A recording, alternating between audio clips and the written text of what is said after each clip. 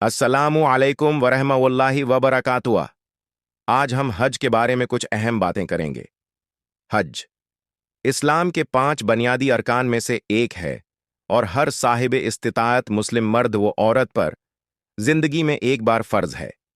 हज का मतलब है कस्त करना, यानी अल्लाह के घर खाना काबा का कस्त।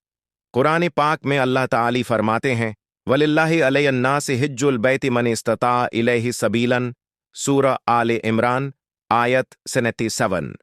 और लोगों पर अल्लाह का ये हक है कि जो इसके घर तक पहुंचने की इस्तिताअत रखता हो वो हज करे। हजूर इकरम ने फरमाया, मन हज्ज लिल्लाहि फलम यरफुस वलम यफसुक रजा कयौमिन वलदतहु उम्मुह। बुखारी व मुस्लिम।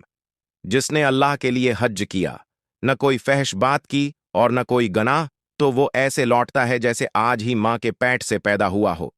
हज के लिए जरूरी अरकान: एक इहराम, मखसूस लिबास पहनकर हज की नीयत करना। 2 वकूफ़ अरफा, 9 ज़ुल्हिज्जा को मैदान अरफात में ठहरना, हज का सबसे अहम रुकन। 3 तवाफ़ ज़ियारत, खाना काबा के 7 चक्रों का तवाफ। 4 साई, सफ़ा और मरवा के दरमियान 7 चक्कर लगाना। 5 कुर्बानी, सुन्नती इब्राहीमी की याद में जानवर की कुर्बानी। 6 रमी जिमार, शैतान को कनकरियां मारना, शैतान के खिलाफ जिद्दोजहद की अलामत।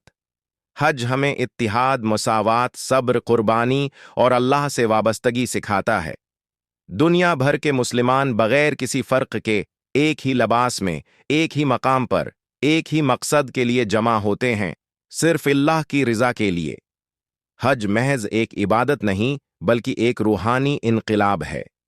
जो लोग अभी तक नहीं जा सके वो नीयत करें, और जो जा चुके हैं वो उस रूहानी तजर्बे को अपनी जिंदगी में अमली तौर पर शामिल करें। अल्लाह हमें हज की सादत अता फरमाए। आमीन।